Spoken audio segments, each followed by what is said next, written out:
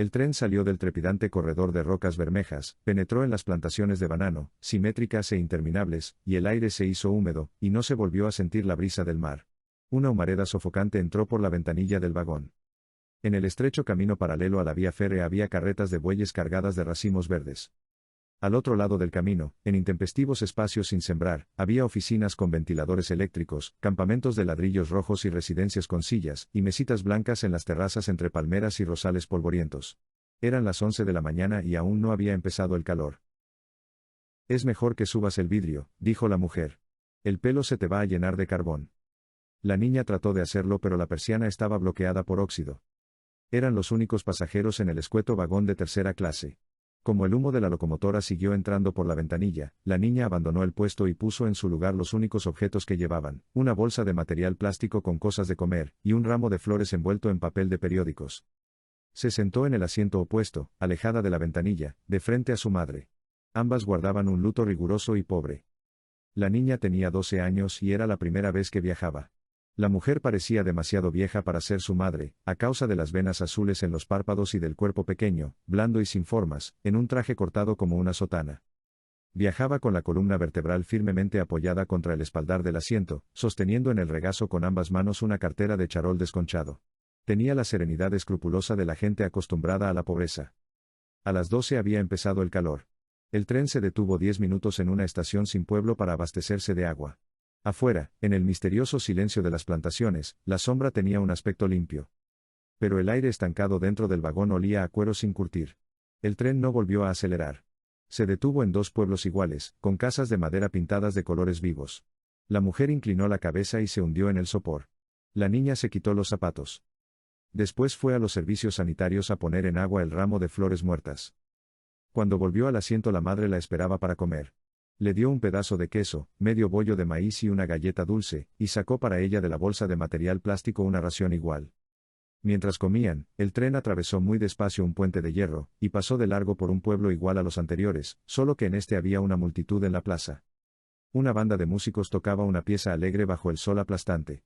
Al otro lado del pueblo, en una llanura cuarteada por la aridez, terminaban las plantaciones. La mujer dejó de comer. «Ponte los zapatos», dijo. La niña miró hacia el exterior.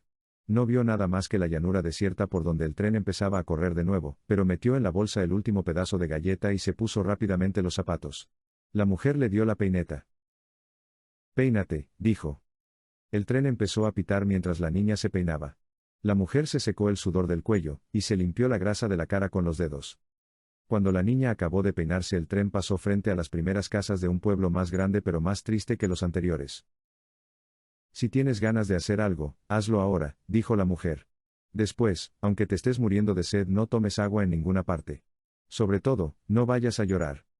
La niña aprobó con la cabeza.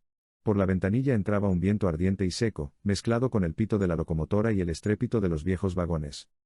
La mujer enrolló la bolsa con el resto de los alimentos y la metió en la cartera. Por un instante, la imagen total del pueblo, en el luminoso martes de agosto, resplandeció en la ventanilla. La niña envolvió las flores en los periódicos empapados, se apartó un poco más de la ventanilla y miró fijamente a su madre. Ella le devolvió una expresión apacible. El tren acabó de pitar y disminuyó la marcha. Un momento después se detuvo. No había nadie en la estación. Del otro lado de la calle, en la acera sombreada por los almendros, solo estaba abierto el salón de billar. El pueblo flotaba en el calor. La mujer y la niña descendieron del tren, atravesaron la estación abandonada cuyas baldosas empezaban a cuartearse por la presión de la hierba, y cruzaron la calle hasta la acera de sombra. Eran casi las 2.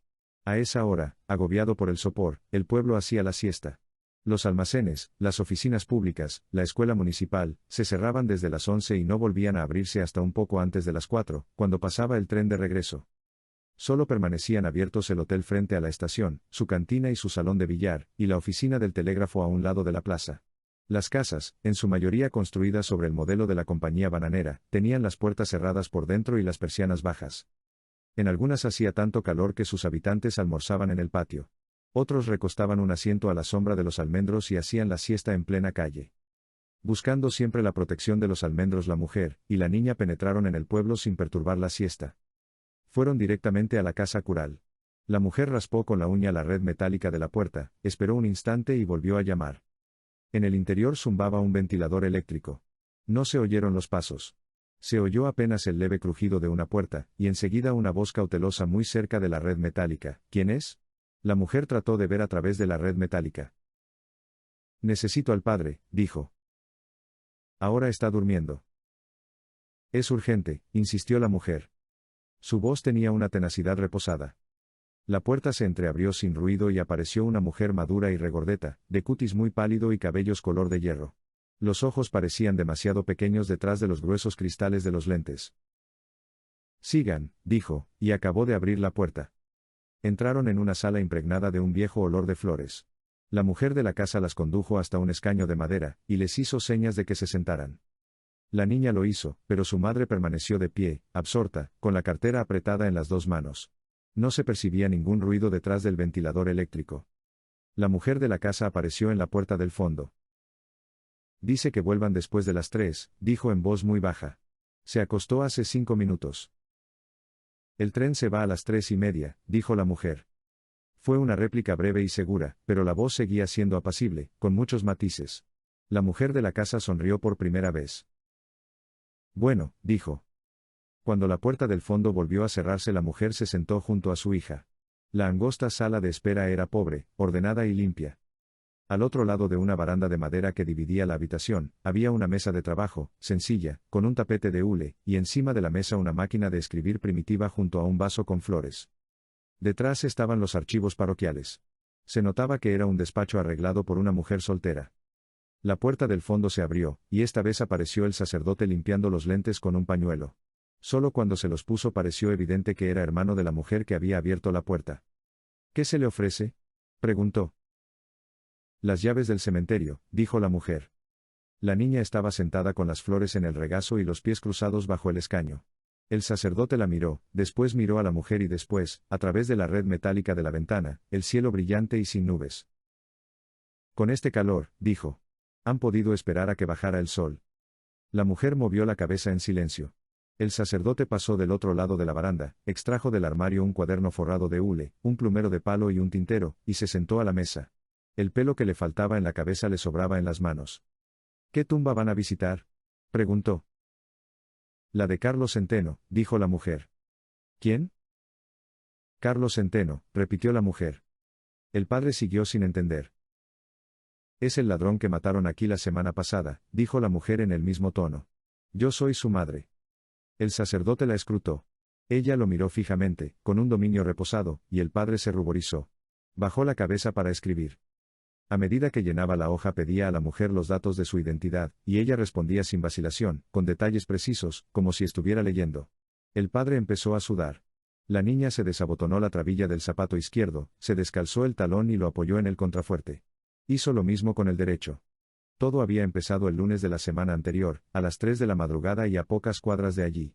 La señora Rebeca, una viuda solitaria que vivía en una casa llena de cachivaches, sintió a través del rumor de la llovizna que alguien trataba de forzar desde afuera la puerta de la calle.